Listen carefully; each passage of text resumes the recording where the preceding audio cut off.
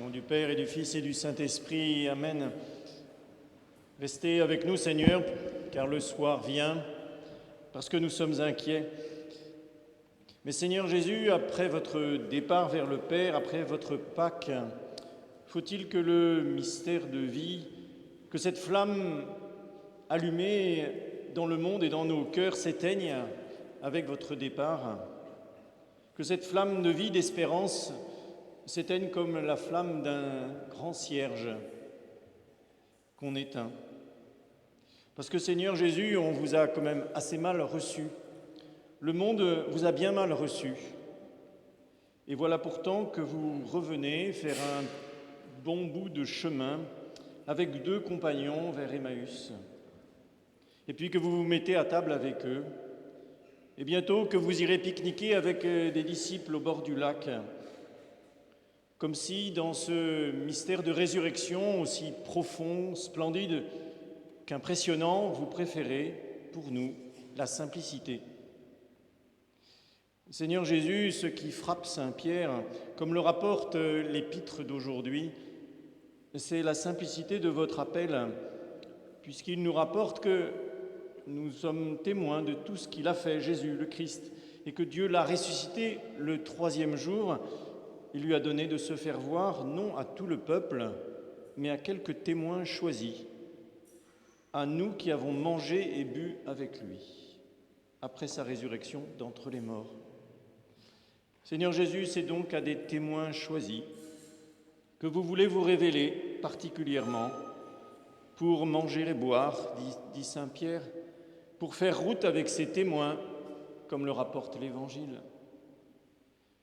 C'est votre manière de faire, Seigneur Jésus, à la fois forte mais discrète, à la fois noble mais amicale, à la fois mystérieuse mais familière. La force éclatante, l'absolue évidence qui fait plier les genoux, qui éclate devant les incroyants, sera réservée à votre parousie, à votre venue au dernier temps. Et pourtant, vous semblez vouloir quand même venir, mais venir continuer à nous accompagner, à être là, à marcher avec nous, à manger avec nous. Oui, vous serez là, toujours dans votre lumière, dans les vitraux et les tympans de nos cathédrales, dans les chants religieux que nous avons chantés, dans la poésie qui chante aussi ce message de résurrection et d'espérance. Vous ne voulez pas que ce message s'éteigne dans le cœur des chrétiens, et c'est pour cela qu'il y a le baptême, c'est pour cela qu'il y a vos sacrements et qu'il y a les martyrs aussi de tous les temps. Il y a cette simplicité, il y a cette présence, il y a ce mode de vie, de lumière que je dois accepter de vous. Oui, mes frères, le Seigneur a voulu qu'il y ait aussi dans son Église des hommes et des femmes qui vivent tout spécialement de ce mystère de résurrection comme une mission. Des hommes et des femmes consacrés à cela, qui clament par leur vie cette vérité de mort et de résurrection, de mort et de vie, de mort au péché et de vie pour la vraie vie, qui s'ébauche ici-bas, dans la pauvreté, dans la chasteté, dans l'obéissance, dans la vie commune.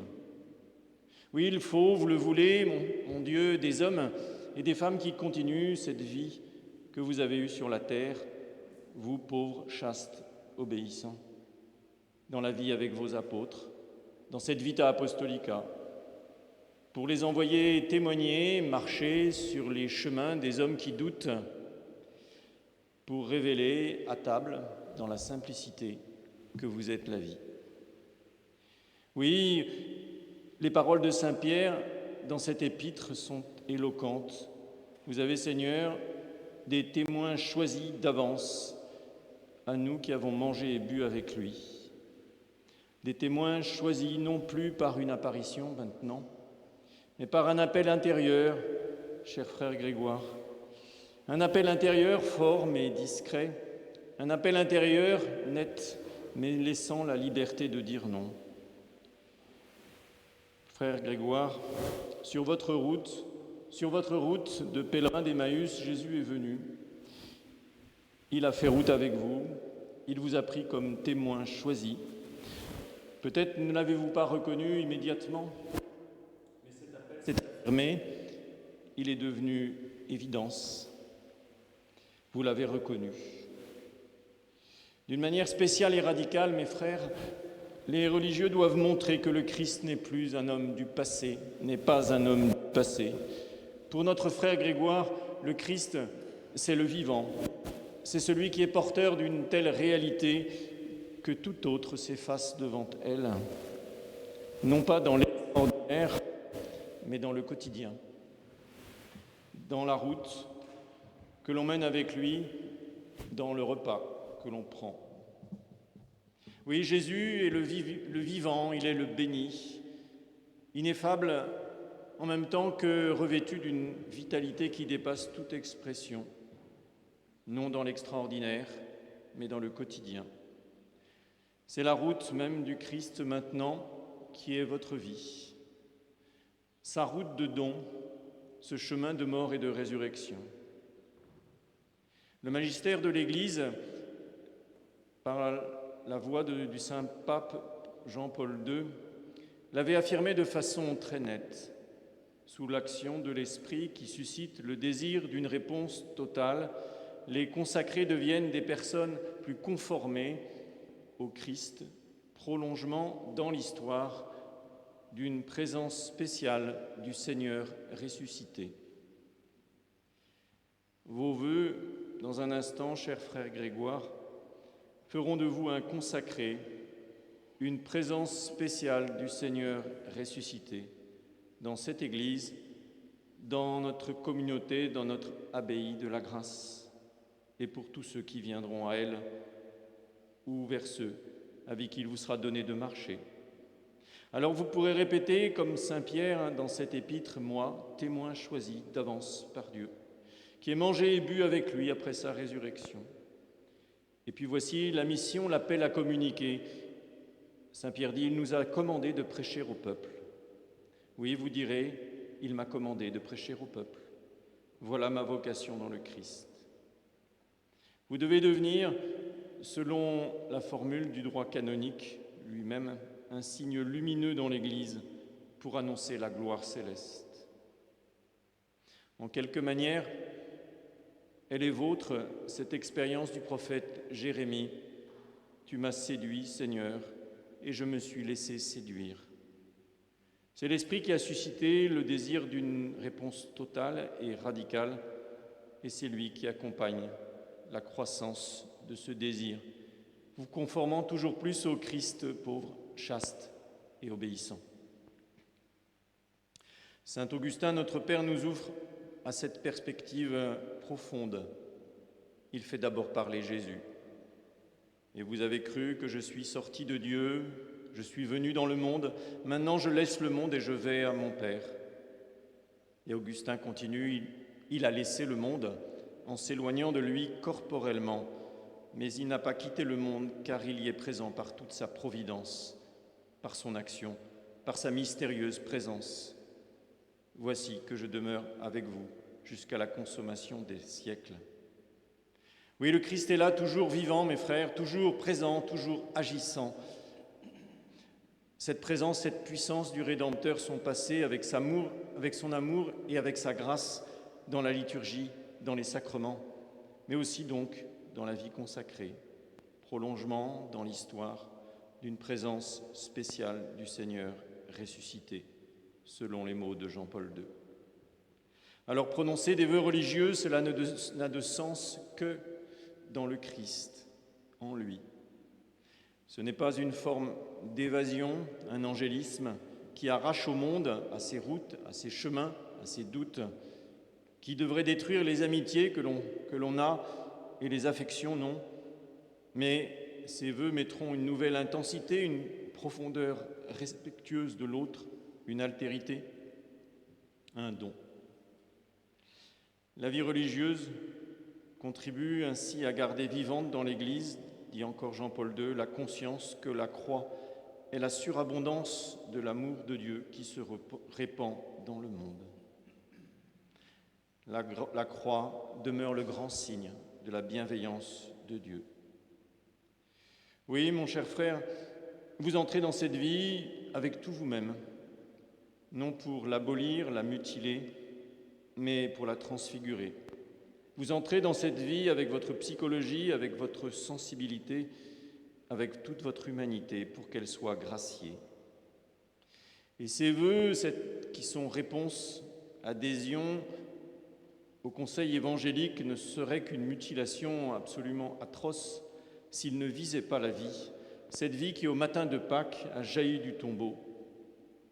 Je suis venu pour qu'ils aient la vie, pour que les brebis aient la vie et qu'elle l'ait en abondance, a dit notre Maître. Alors les vœux forment une réponse adaptée, proportionnée à ce que vous êtes, à la richesse de votre tempérament sensible et profond, mais dans ce vase d'argile qu'est votre humanité. Vœux de pauvreté, cela ne voudra jamais dire en votre vie étroitesse et petitesse. Oui, gardez un cœur large, dilaté pour les richesses de Dieu. Un vœu de chasteté qui ne sera jamais incapacité à aimer, dessèchement ou égoïsme, mais une pureté de relations lumineuses. Un vœu d'obéissance qui sera aux faces du monde, qui n'aime pas l'obéissance, une provocation grande et prophétique. Une obéissance mûre et généreuse, selon les mots du pape François. Non, notre vie consacrée, mes frères, n'est pas une fuite. Vous le savez bien. Elle doit être, au cœur de l'Église, au cœur du monde même, une mission et une annonce. Cher frère Grégoire, vous allez prononcer vos vœux. Vous tiendrez alors en votre main fermement un cierge allumé. Alors soyez donc une lampe allumée. Pâques a été une fête de lumière. De la croix, de l'offrande du Christ est née la lumière. Advint la vraie lumière pour le monde. Alors cette flamme de vie ne doit pas s'éteindre. C'est au cierge pascal que nous allumerons le cierge de votre profession, qui fait descendre dans les profondeurs de votre cœur la lumière du Christ. Et à l'offertoire, on vous encensera comme les oblats. On vous encensera parce que vous serez digne, parce que vous serez offert dans le Christ. Ainsi, le cierge pascal s'offre, il brûle et il se consume, parce que la croix et la résurrection sont inséparables. La lumière vient de la croix. Mais nous savons bien aussi que les événements de Pâques obligent les témoins, les saintes femmes et les hommes et les apôtres à annoncer la grande et bonne nouvelle.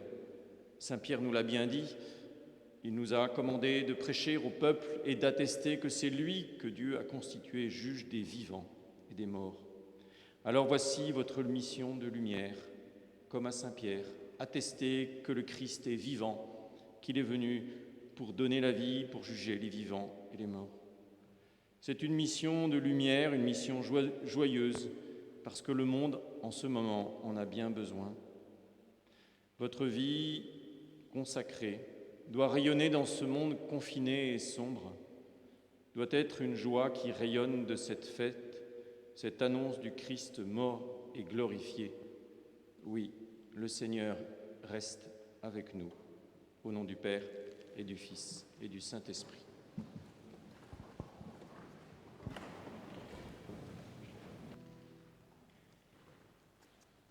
Frater Gregori Maria ab Annunziatione ad subito.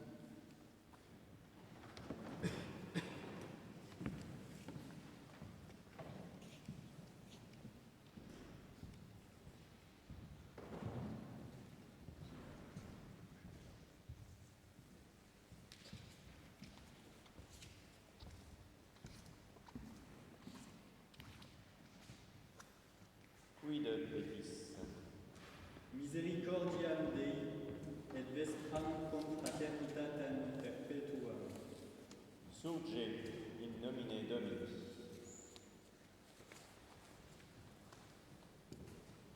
Fili regulam familiae nostre vitae coniovisti, sub illa visne semper vivere.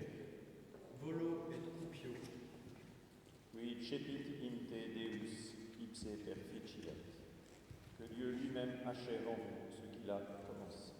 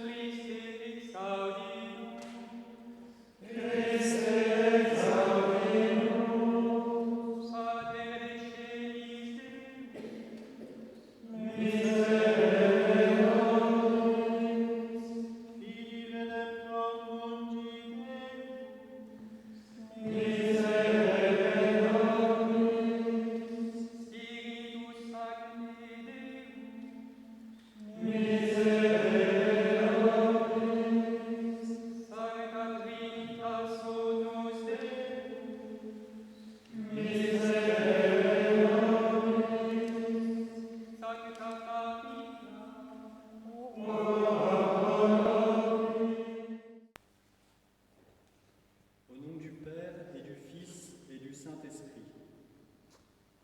Je, frère Grégoire Marie de l'Annonciation, par les mains de l'Immaculée Mère de Dieu, m'offre et me livre à l'Église Sainte-Marie de la Grâce pour toujours, par les vœux de pauvreté, de chasteté et d'obéissance, à la suite du Christ, selon l'Évangile et l'institution apostolique, la règle de saint Augustin et les constitutions de notre abbaye.